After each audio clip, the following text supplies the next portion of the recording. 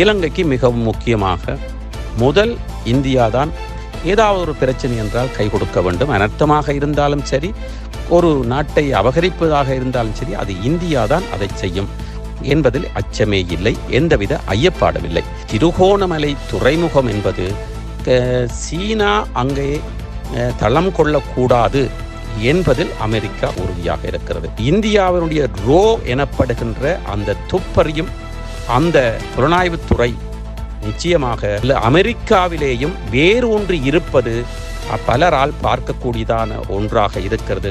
அது அமெரிக்காவிற்கும் அவர்களுடைய உளவுப்படைக்கும் தெரிந்த விடயமாக இருக்கும் என்று லங்காபூர் ஊடகம் கருதுகிறது. அமெரிக்கா என்றொரு நெருடல் வருகின்ற பொழுது நிச்சயமாக சீனாவும் அமெரிக்காவும் இணைந்துதான் நிற்பார்கள். வணக்கம் லங்காபூர் ஊடக நேயர்களை மீண்டும் ஒரு சிறப்பு செய்தியோடு சந்திக்கின்றோம். இந்த செய்தி உலகளாவிய ரீதியிலே உலக செய்தியாக இருந்தாலும் அமெரிக்கா தொடர்பான செய்தியாக இருக்கிறது. அமெரிக்கா மாத்திரமல்ல, இலங்கையோடு இணைத்து அமெரிக்கா செய்தியாக இருக்கிறது. தயவு செய்து எங்களுடைய யூடியூப் சேனலில் சப்ஸ்கிரைப் செய்யாதவர்கள் செய்து கொள்ளுங்கள். பெல் பட்டனை அழுத்துங்கள், உடனடியாக உங்களுக்கு செய்திகள் கிடைப்பதற்கு. எமது முகநூலையும் லைக் செய்ய மறக்காதீர்கள். அத்தோடு கூட www.lanka4.com LANKA4.com என்ற இணையதளத்துக்கும் சென்று சுவாரஸ்யமான பல செய்திகளை நீங்கள் வாசிக்க முடியும். அலசலுக்குள் வருவோம். இந்த அலசலிலே நாங்கள் ஒரு சில நாட்களாக லங்காபூர் ஊடகம் உன்னிப்பாக கவனித்துக் கொண்டிருந்தபடியும் பல பிரதான ஊடகங்களிலே இலங்கைக்கு அமெரிக்காவால் ஆபத்து, வெனிசுவேலாவில் நடைபெற்ற அந்த அதிபரை திடீரென கைது செய்தது போல ஒரு சில அனர்த்தங்கள் சில வேளைகளில் இலங்கையில் நடைபெறலாம் என்ற அபாய மணியை ஒரு சில ஊடகங்கள் அடித்திருந்ததை பார்க்கக்கூடியதாக இருந்தது. அந்த வகையிலே நாங்கள் ஒரு சில செய்திகளையும் அலசி பார்த்தோம். பார்க்கின்ற பொழுது உண்மையிலே அது ஒரு யதார்த்தம் இல்லாத செய்தியாக நாங்கள் கருதுகின்றோம். இந்த கருத்து மற்றவர்களுக்கு திணிப்பல்ல, எங்களுடைய பார்வையிலே நாங்கள் இப்படித்தான் பார்க்கின்றோம். அதாவது நாங்கள் இலங்கையை பொறுத்தவரையிலே இலங்கை இருக்கின்ற அந்த கேந்திர வலயத்தை நாங்கள் பார்க்கின்ற பொழுது எங்கே இருக்கிறது, எதை சூழ்ந்திருக்கிறது, இலங்கையை சுற்றி என்னென்ன நாடுகள் இருக்கின்றன, அவர்களுடைய தகமை என்ன, அவர்களுடைய பாதுகாப்பு என்ன, பலம் என்ன, அவர்களுக்கும் அமெரிக்காவுக்கும் எவ்வளவு தூரம் ஒற்றுமை இருக்கிறது, வேற்றுமை இருக்கிறது, எதிர்ப்பு இருக்கிறது, ஆதரவு இருக்கிறது என்பதை நாங்கள் முதலிலே பார்க்க வேண்டும். முதலிலே நாங்கள் பார்க்கின்ற பொழுது இந்தியா இலங்கைக்கு மிகவும் முக்கியமாக முதல் இந்தியாதான் ஏதாவது ஒரு பிரச்சனை என்றால் கை கொடுக்க வேண்டும். அனர்த்தமாக இருந்தாலும் சரி, ஒரு நாட்டை அபகரிப்பதாக இருந்தாலும் சரி, அது இந்தியாதான் அதை செய்யும் என்பதில் அச்சமே இல்லை, எந்தவித ஐயப்பாடும் இல்லை. காரணம், அருகிலே இருக்கின்ற நாடு, வல்லரசு நாடு. ஒரு நொடியிலே இலங்கையை பிடித்து விட முடியும். சரி, அது கொடிக்குமா இல்லையா என்பது இது வேறு விடயம். அத்தோடு கூட அடுத்ததாக பார்க்கின்ற பொழுது சீனா இலங்கைக்கு அமெரிக்காவை விட மிகவும் அண்மையாக இருக்கிறது. அதைவிட நெருக்கமான உறவோடும் எல்லா அரசுகளோடும், ஆளுகின்ற அனைத்து அரசுகளோடும் ஒத்து தங்களுடைய வியாபாரத்தை அவர்கள் செய்து கொண்டிருக்கிறார்கள். அதைவிட ஃபோர்ட் சிட்டி எனப்படுகின்ற அந்த இடத்தையும் அவர்கள் வாங்கி, அது குத்தகைக்காக இருக்கலாம், வாங்கி அங்கே அமர்ந்திருப்பதும் தங்களுடைய வியாபாரத்தை மேலும் அதிகரிப்பதற்கும், ஒரு தளத்தை உருவாக்குவதற்கும், தங்களுடைய உளவு பணிகளை பார்ப்பதற்கும். அதாவது இலங்கையிலே ஏன் உளவு பார்க்க வேண்டும் இலங்கை என்று பார்த்தால், இலங்கையை உளவு பார்ப்பதற்கல்ல, இந்தியாவை உளவு பார்ப்பதற்கும், வேறு நாடுகளிலே இருக்கின்ற அந்த உளவு படைகள் இலங்கைக்கு வந்து செல்வதால் அவர்களை உளவு பார்ப்பதற்கும் நிச்சயமாக சீனாவிற்கு கட்டாயம் தேவையான ஓர் இடமாக அது இருக்கிறது. அது அனைவரும் தெரிந்தபடியும் பலரால் பேசப்பட்ட அலசப்பட்டபடியும் இருந்தாலும் கூட நாங்கள் அமெரிக்காவை பொறுத்தவரையிலே அமெரிக்காவிற்கு இலங்கையோடு ஒவ்வாத கருத்துக்கள் எதுவும் இல்லை. அந்த ஒவ்வாத கருத்திற்கும் முரண்பாடான கருத்திற்கும் இப்பொழுது இருக்கின்ற அனுரா அரசோ, இருந்த ரணில் அரசோ, ராஜபக்ச அரசோ, இவர்கள் நிச்சயமாக அவர்களோடு எதிர்த்து பேச மாட்டார்கள். அவர்கள் செய்கின்ற சில தவறான விடயங்களாக இருந்தாலும் நகர்ந்து செல்வார்களே தவிர எச்சரிக்கை செய்ய மாட்டார்கள். உதாரணத்துக்கு அனுராவை பொறுத்தவரையிலும், அதாவது வெனிசுவேலாவினுடைய அதிபரை கைது செய்ததற்கு ஜேவிபி கண்டனம் தெரிவித்திருக்கிறதே தவிர அனுரா அரசு, என்பிபி அரசு இதுவரை உத்தியோகபூர்வமாக எந்தவித கண்டனமும் தெரிவிக்கவில்லை. அதை வைத்து நாங்கள் பார்க்கின்ற பொழுது அவர்கள் அமெரிக்காவோடு மிண்டிக்கொள்ள அவர்கள் விரும்பவில்லை.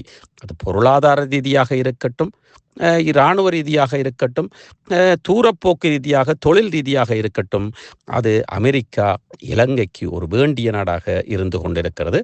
மற்ற நாடுகளைப் போன்று, அதாவது நோர்வேயை போன்று, சுவிஸை போன்று இலங்கைக்கு அமெரிக்கா தேவை என்பது நாங்கள் பகிரங்கமாக பார்க்கக்கூடியதாக இருக்கிறது.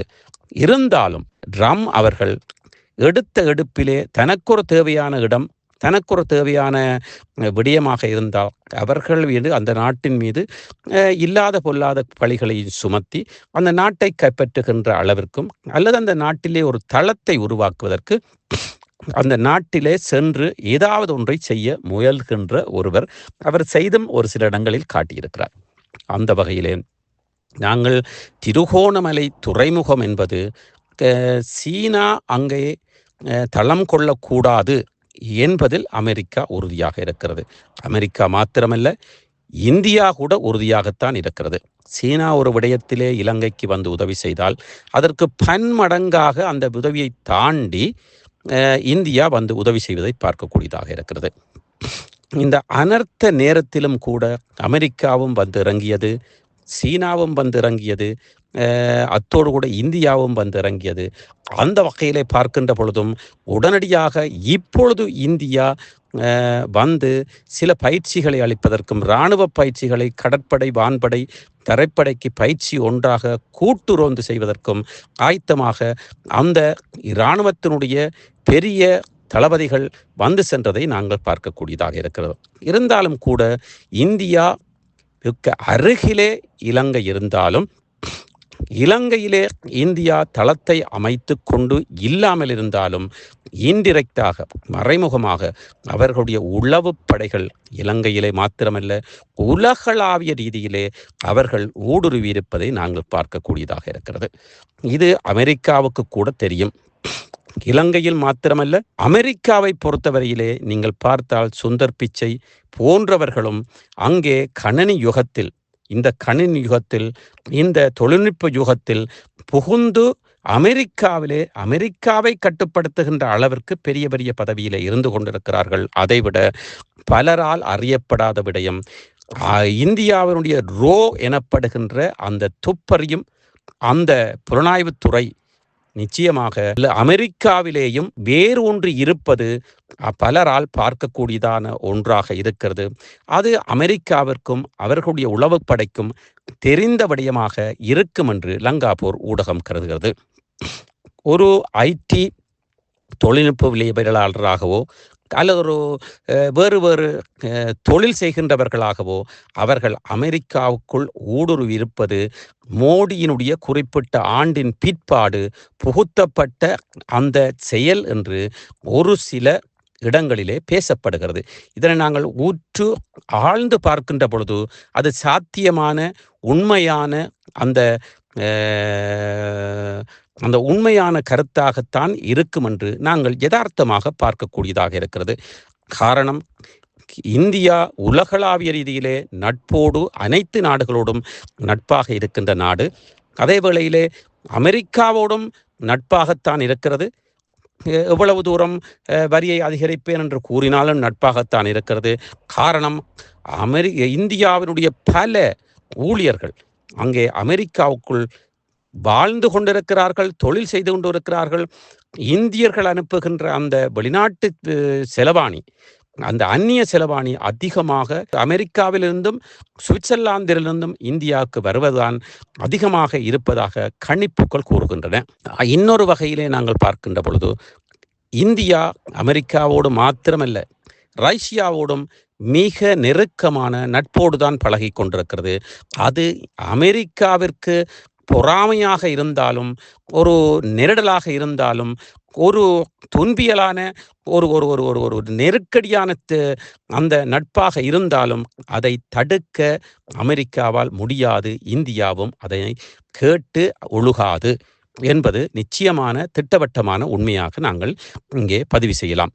அத்தோடு கூட ஈரானோடு எதிர்த்து ஈரானுடைய அந்த பொருளாதார பிரச்சனைகளில் அந்த பொருளாதார தடையை விதித்த அந்த அமெரிக்காவால் இந்தியா ஈரானிடத்தில் எண்ணெய் வாங்க வேண்டாம், நிறுத்துங்கள் என்று அவர்களை தடுக்க முடியவில்லை.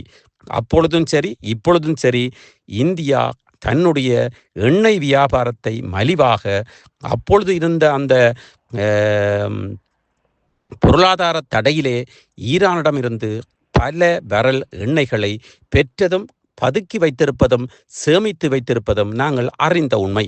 இப்படி பார்க்கின்ற பொழுது அவர்கள் அமெரிக்காவிற்கு அடிபணிந்து போகின்றவர்கள் அல்ல. அதே வேளையிலே அவர்களுக்கும் சீனாவிற்கும் எல்லை பிரச்சனை இருக்கலாமே தவிர அமெரிக்கா என்றொரு நெருடல் வருகின்ற பொழுது நிச்சயமாக சீனாவும் அமெரிக்காவும் இணைந்துதான் நிற்பார்கள். அந்த வகையிலே அமெரிக்காவால் நிச்சயமாக இலங்கையிலே அடிகோல முடியாது, எந்தவித தளத்தையும் உருவாக்காது. அதற்கு காரணம், உருவாக்க அமெரிக்கா அதாவது இந்தியா விரும்பாது, அதனை தடுத்தே தீரும். அதற்கு சீனா உதவி புரியும், மறைமுகமாக இந்தியாவிற்கு ரஷ்யா உதவி புரியும், மறைமுகமாக ஈரான் உதவி புரியும். இப்படியான வரிசையிலே வருகின்ற பொழுது ரஷ்யாக்குள்ளாலோ அல்லது ஈரானுக்குள்ளாலோ நிச்சயமாக வடகொரியா கூட இந்தியாவுக்கு ஆதரவாக நிற்கும்.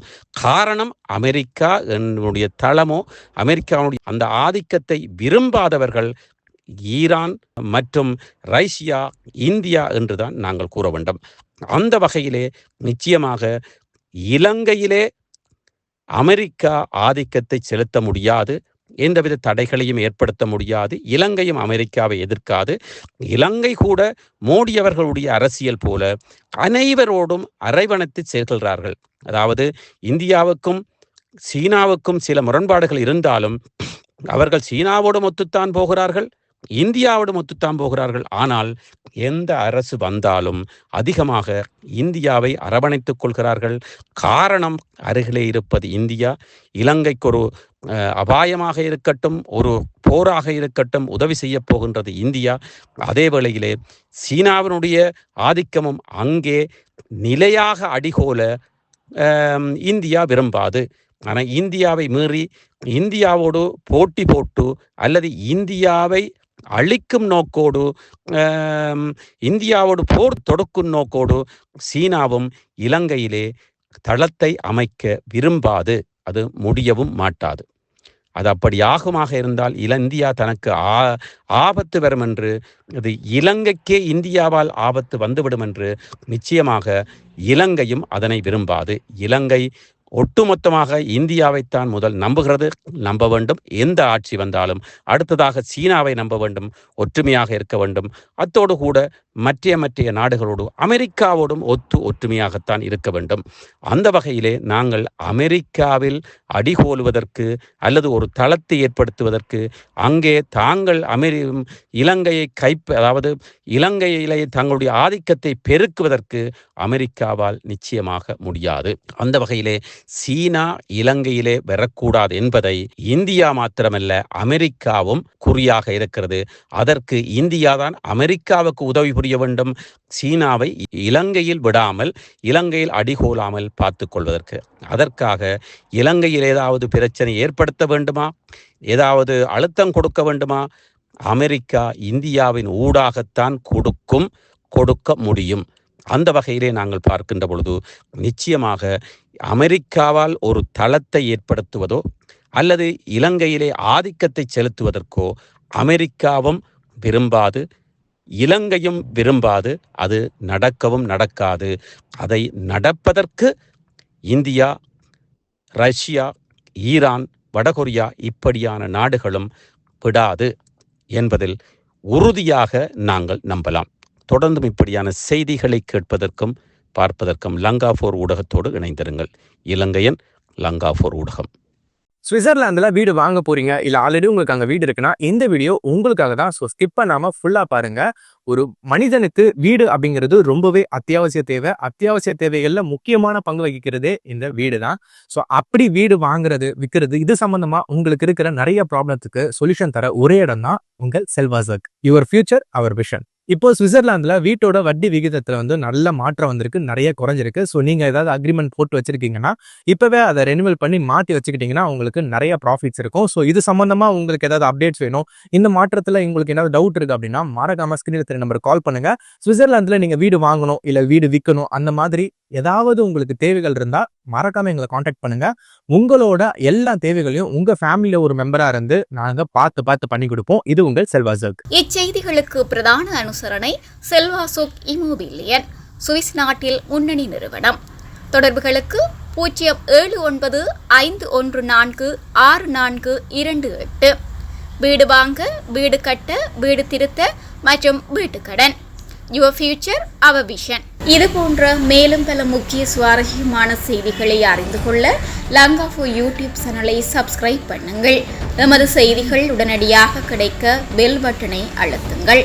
அத்தோடு எமது செய்திகளை மற்றவர்களும் பார்வையிட ஷேர் செய்யுங்கள். நன்றி.